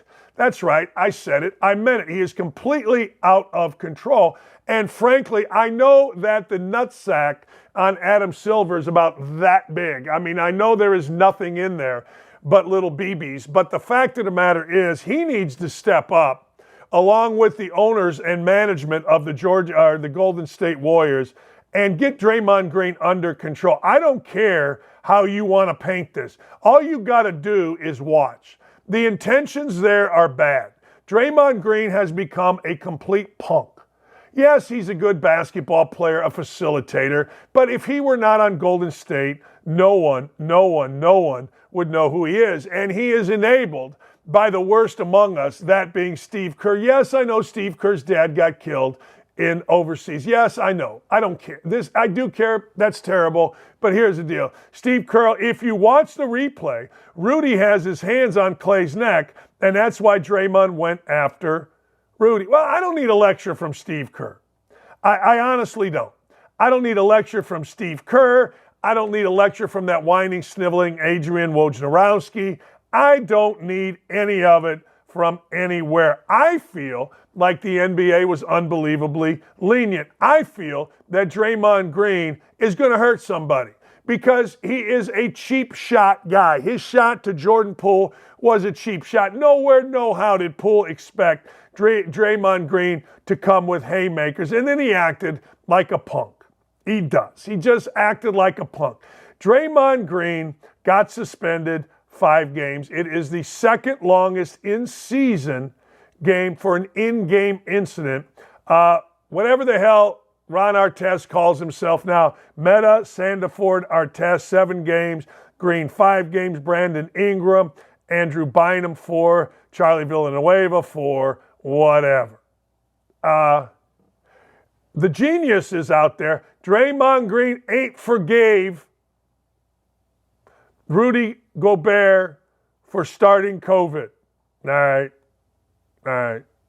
Well, again, Adam Silver is the epitome of the white guy pandering, and he will absolutely do nothing, and somebody will get hurt. And if I were a lawyer for somebody, I would have to say, hey, look, we're going to sue your ass.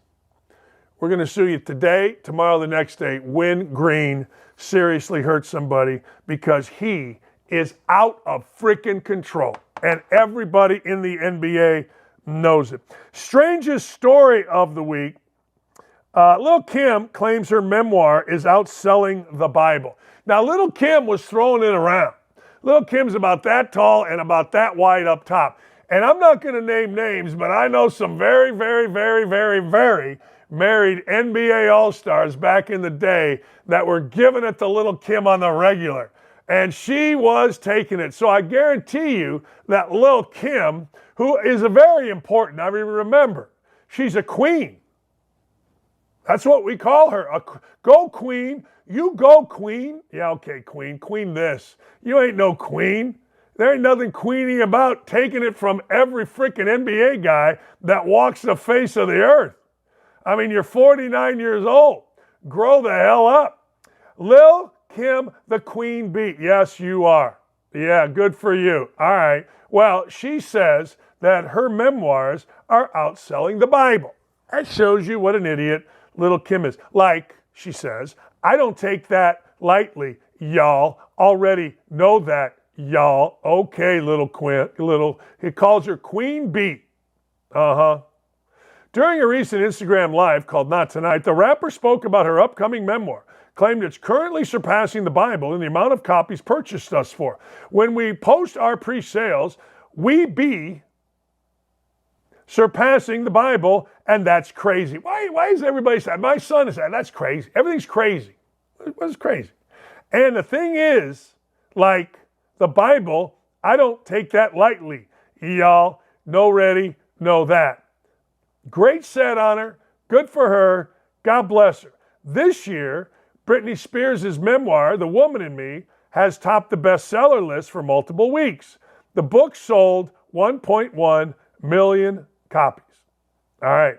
It's unlikely, People magazine says, that Lil' Kim's memoir will outsell the Bible, but she does have a story to tell. Yeah, she does. Yeah, she's a hip-hop gal. Yay, hip-hop gal. Apparently, it's been delayed. The book is now done. It's some crazy S going on behind the scenes. You have to be really careful when you deal with these book companies because they try, to literally, take advantage of you. It is currently set for release September 23rd, 2025. Y'all. There's some NBA dudes, I guarantee you right now, are like, yo, Lil' Kim, I'm married. I was married then. I'm married now. I'm older. I don't need this, Lil' Kim. What had happened was, you think I'm lying? I ain't lying. All right, worst week. Let's figure it out. The Buffalo Bills, first, they lose. Second, their quarterback stinks in the game. Third, they fire their offensive coordinator. And over this whole thing is their idiot wide receiver, because everybody's got one. I don't think the Colts do, because here in Indy, we would just laugh at him.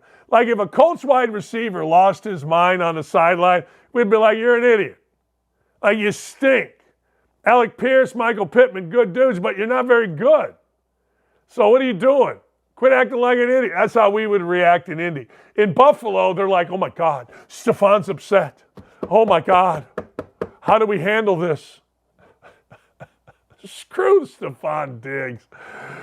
Man, he's killing your team and you don't even know it. But it's a bad scene in Buffalo. Here's the deal, man. Once you lose yourself in the music, the moment, you own it, you better never let it go. Hey, never mind. Once you lose yourself, once you lose your team, once you lose who you are, that's the problem. And I never felt the Buffalo Bills have lost who they are until now. And that has nothing to do with the media. It has to do with the idiot wide receiver. Now, let's be honest. When's the last time an idiot wide receiver acted like an idiot on a team that won the Super Bowl?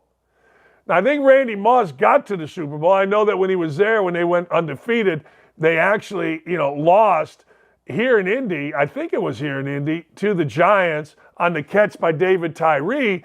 But when's the last time an idiot diva wide receiver acting like an idiot diva wide receiver won anything or even got to the Super Bowl? I guess Ocho Cinco did, maybe not. Moss acted like a human being when he was under Belichick, so he wasn't acting like the idiot that he was in Minnesota. I really can't think of one. And we can go back as far as you want. I know Terrell Owens got to one. Then, of course, he acted like an idiot in the Super Bowl, and away you go. But when's the last time an idiot wide receiver won a Super Bowl? I think it's been a long time. I'm not sure it ever has happened. Look, speaking of losing your team, I tell you, you don't get this anywhere else. Players know. Players are not stupid. The players on the Buffalo Bills know the idiot wide receiver is crushing their soul, but they're too afraid of him. It's amazing. It is. And there's a section of them that are over here saying, yes, we're with the idiot wide receiver. Anyway, the vast majority of Patriots are done with Mac Jones. Now, whether the Boston Herald's Andrew Callahan is right or wrong by his quotes and actually being accurate on a team source, he's right if you know anything about locker rooms. He's saying, Callahan is, that, listen to this, our one team source estimated that at least 80% of the Patriots locker room is out on Jones. Another said the vast majority of players were done with it. The lack of belief spreads to both sides of the ball. Now, here's what you get. Oh, we're so blessed. God has blessed us when you win. The same guys that are telling you, God has blessed me. Thank God. Like that Sharon Moore. Then they start cussing. When they lose, those same fake-ass Christian players or fake-ass Christian assistant coaches at Michigan, well, you know what they're doing. They're getting in groups, they're blaming, they're pointing fingers, because that's what fake-ass Christians do. It's the reason I like Traders Point Church is because the guy there, Aaron Brockett, addresses fake-ass Christians. It's the same guys. The same guys that are huddling and kneeling on the field after games to pray. I think they're praying they don't get caught for the hijinks they do later on, but I'm a little bit cynical. But the fact of the matter is, the same guys, the 80% that are saying God and religious, and I first want to thank God, my Lord and Savior, for this win today, are the same guys that are getting in groups and trying to make and point fingers. Look, you can argue with me all you want, but I was in a lot of locker rooms, and one thing I understand is a damn locker room. Robert Saleh. I told you I didn't buy into Robert Saleh during the Hard Knocks. Robert Saleh had to talk to a screen. He had to have, and I don't know if every NFL coach did this, I don't know, but I've been to a lot of practices. I've seen a lot of coaches give speeches over the years, and I've never seen one use a teleprompter. Never. Meaning, my speech is here. Let me read to the team what I am going to say. We have to climb the mountain, and we have to be strong. We have to be like the military, blah, blah, blah, blah, blah, blah, blah, blah, blah. When Saleh did that, I was out on Saleh. I couldn't play for that. And I always go to who I could play for. But here's what Saleh had to say about Aaron Rodgers. Aaron Rodgers is a grown-ass man. Aaron Rodgers, no one is going to know Aaron's body like Aaron knows his body. If he feels after the doctors clear him, if Aaron says he wants to play, he's going to play. Well, I got to tell you something. I got breaking news in 1 second, and it involves Phil Sack. Anyway, if Aaron Rodgers wants to play, Aaron Rodgers is going to play. Well, if Aaron Rodgers plays, I don't care what anybody says. I'm going to get on the peyote or whatever the stuff is that Rodgers is taking. Because I'm telling you right now, 39-year-old torn Achilles tendon, they don't heal. They don't heal that way, unless you're on the good stuff. Hey, I'm not talking about taking a shot of whiskey, rubbing dirt on it, and going out and playing. I'm talking about whatever the stuff he's taking, that high-octane stuff that Aaron Rodgers is taking. And you should listen to me, too. And by the way, I do have breaking news on a bet that we're all going to make. And I'm going to make it right now. All right. Ding, ding, ding. I wish I had the breaking news. We're going to give you some graphics, shot clocks, and other things on this show. But breaking news. Phil Sack, breaking news. Phil Sack, breaking news. Take this tonight. You remember my man Sack? I got a nose going. My boy Sack makes millions a year sports betting, and he does it in a very systematic way, but ultimately he does it by fading most of the public most of the time. Normally, I don't get a bet from Mr. P. Sack until closer to game time because, frankly, P. Sack is working. He's grinding. He's doing some figuring. He's got charts, he's got books, and he's got guys on TikTok that are so bad at this that he fades them constantly, and we all win money. We won big last night. Who knows even a player on the Avalanche, but it's the system worked. I lost one bet, and that was Illinois State. I thought Illinois State was going to win by 20. They won. I'm happy. My son's there. They're 2-1. Let's go. But tonight, ladies and gentlemen, here it is. Take the Ravens -3. Buy the half point. Now, if you want to get sexy with it with me and dive into why, you go ahead and do that. Here's what I do. I see my phone. It says Phil Sack on it. When he comes up, I hit the button. I look, Ravens -3. Buy the half point tonight. Then what I do is I get on my little phone, I go to my site, and I bet because Phil Sack told me to bet. That's what I do. If it loses, then I go to a basketball game, and rarely does it lose. But if it does lose, I did this last night. I go to a basketball game. I find a game that I know is going the right way with the right price. I bet the living crap out of it. And then I make it up. I have a no way to lose gambling system. Take the Ravens, give the points. Look, here's the deal. Mark Jackson. We talked about the fake religious earlier. We discussed it. Mark Jackson is a former coach. Mark Jackson is a former NBA coach. Mark Jackson is a former analyst. Mark Jackson did all the big games. Mark Jackson's also a preacher man that got himself tied into, well, a hooker back in the day. But it didn't matter because Mark Jackson, he's African American. Do what you want. You'll still have the job, at least in Mark Jackson's case. I don't know about everywhere else. But Mark Jackson is not welcome on the charters, so he will not be calling games for MSG Network. He was supposed to sometimes fill in for Clyde Frazier. Clyde Frazier is the best. Clyde wanted to cut back on his work. Well, the Knicks objected to Mark Jackson being on the charter flight. The team president, led by Leon Rose, decided that Jackson would no longer be used as a fill-in for Frazier, partially due to an old quarrel between Jackson and an assistant coach on Thibodeau's staff. We weren't able to work something out this season. But if there's truly a quarrel between Jackson and an unnamed assistant, perhaps this isn't an arrangement that will work itself out in the future, at least according to the crazy-ass liberal left-leaning site Awful announcing through the Washington Post. Well, there you go. Look, the Golden State Warriors, when they had Jackson were pretty good. They had Steph and they had Clay, but they got rid of Jackson and hired Steve Kerr. Why? Because Jackson's a fraud. I mean, come on. I mean, let's be honest. He walks around spouting religion, and apparently, allegedly, that's what he did when he was with Golden State. He treated staffers bad. How does a guy who walks around spouting religion treat staffers bad? It always humored me that Calvin Sampson treated everybody bad except me. He did. Me and Ray McCullum. All right. He treated everybody bad. Secretaries bad. Secretaries he was good with because he knew janitor, everybody. But we would pray. He would lead us in prayer. Like we would stand, hold hands as coaches before we went out there and pray. I'm sure he does that now. And I would open my eyes and look at one of the other assistants and we'd just laugh. The team would pray.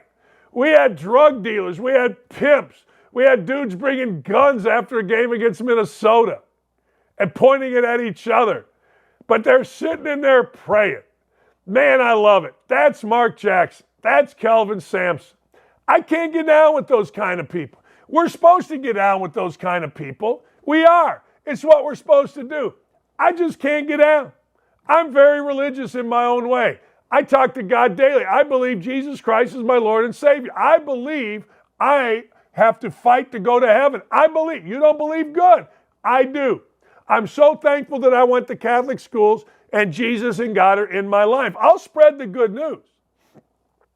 But I don't do it obnoxiously and then treat people like crap. Mark Jackson is the epitome of the fake, the fraud, the phony religious dude. Now, if you don't like what I said, don't at me. Biden says the New York Times must be more critical of Donald Trump. That's right. The most coddled family in the history of American politics, right next to the Clintons and the Obamas, is saying the New York Times should be more critical of Trump. Isn't it amazing that our government, our president, is trying to dictate the media? We all know they do that with TikTok. We all know they still do that with Twitter. Certainly they do that with YouTube. They're always trying to slow us down.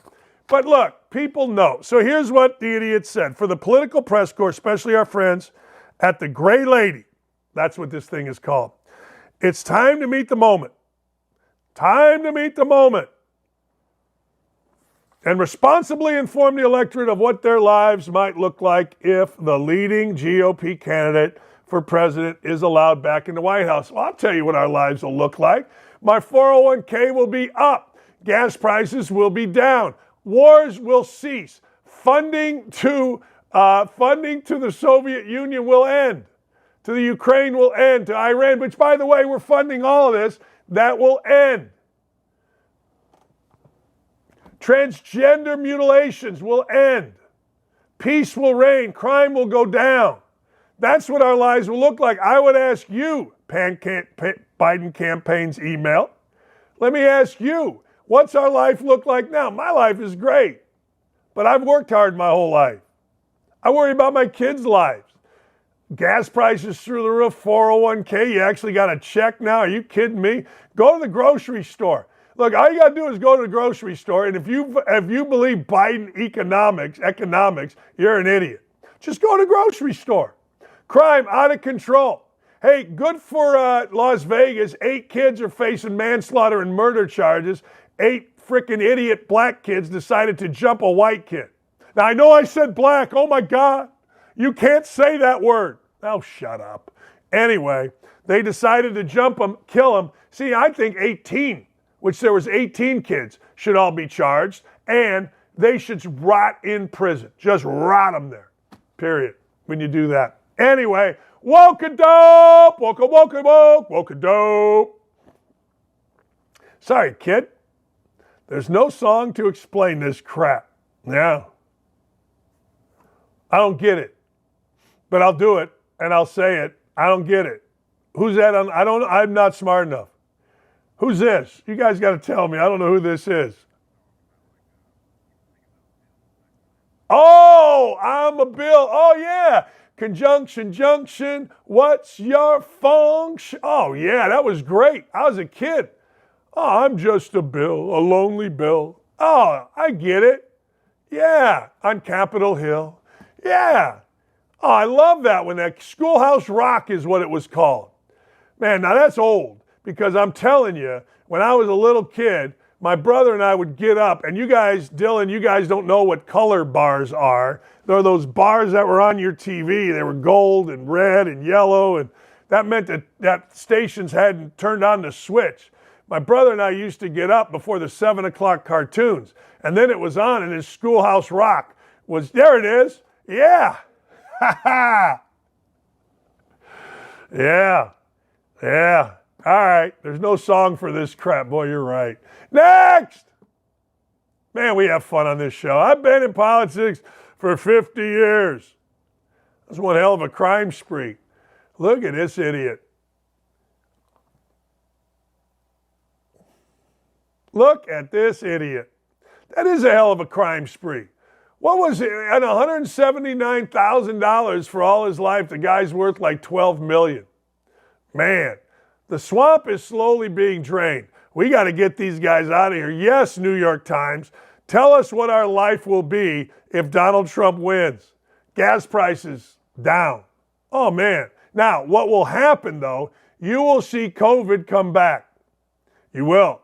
You'll see COVID come back. It's already starting, but the American people aren't buying. Remember, they tried it with monkeypox, but we weren't having it. We bitch slapped that monkeypox right back to the gay orgies from where it came from. We weren't having that. You kidding me? Next! I wonder what he's thinking. I wonder if I'm Oh, man. Noise me Newsom versus blundering Biden. Oh, my God. Hey, look, Joe Biden, he's not fit to campaign, but he's fit to run the country. All right. Look, I understand. I do. It's like Charlie Sheen. Charlie Sheen in 2.5 Men, when he doesn't want to actually listen, he says, I understand. When I hear my liberal friends, I like hearing from them, but the couple crazy ones that I have, yeah, I understand. I understand it's all Trump's fault 3.5 years into the presidency of Joe Biden. I understand. I do. I understand. 2.5 years, whatever it is. I understand. Yes, it's still Trump's fault. Yes, I understand. All right, ladies and gentlemen, thank you for being here today. Matt Canada, the Bobby Smith Memorial Fund, please do us a favor. We're going to keep putting it up. And hey, look, give $1, give $50. I don't care. Get your company involved, match, do that kind of stuff, please. We need to help this family here in the great state of Indiana. Aaron and Gary, thanks for being great bosses. Katie and Haley, you're awesome. Hey, look, Beth the Booker, how good are you? Respect, yo. There it is, the Bobby Smith Memorial Fund at givebutter.com. Let's do that, will you please? I don't care what you give. Just give something, anything. Something, anything, I don't care. Let's get money over there. And also, let's hear from you. Hey, I haven't had a good voicemail lately. 929-687-3941. Did I scare you because of our unleashing on 24-inch dubs? And, of course, you can always email me, outkickdakich@gmail.com. Nick 2, Ryan, Dylan, I almost forgot you. What the hell's wrong with me? Have a great afternoon, everybody. DACKICHOUT.